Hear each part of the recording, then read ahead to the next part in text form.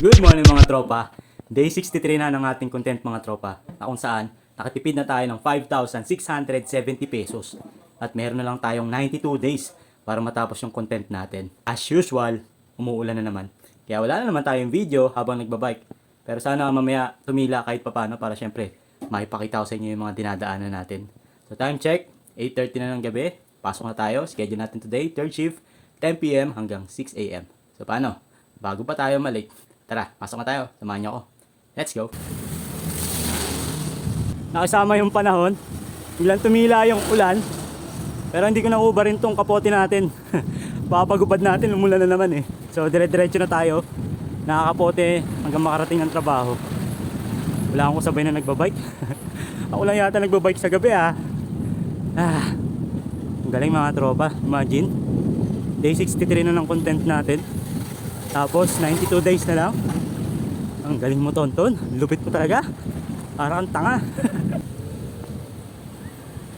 Kayong kaibigan lang mga tropa.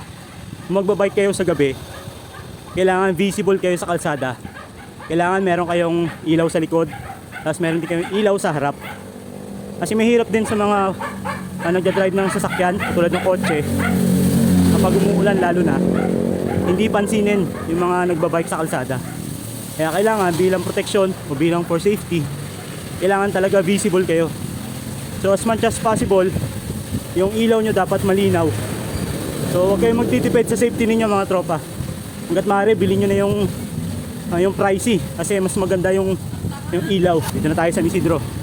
Palabas na tayo ng San Isidro. So ito yung isa sa advantage ng mga nagbabike kapag traffic. Pwede kang sumingit.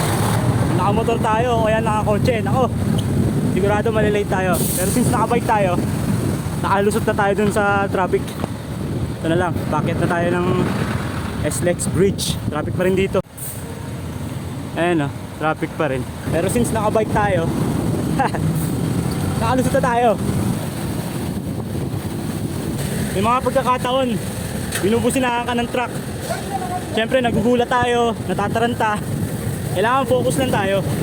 Yung kasi yung way nila para sabihin na tumabi tayo o dadaan sila. Wala naman siguro truck na mahina ang busina, di ba? Sadyang malakas talaga busina ng mga yan. Touchdown. Hindi ko na inubad yung kapote. Kaso ito yung kapalit. Basang-basa tayo ng pawis. Day 63 ng ating content mga tropa. Na kung saan nakatipid na tayo ng 5,670 pesos. At meron na lang tayong 92 days bago matapos yung content natin. Tumigil yung ulan mga tropa. So paano, hanggang bukas ulit. Magbabike ulit tayo. Buti pa si Tonton. Peace. Bye bye.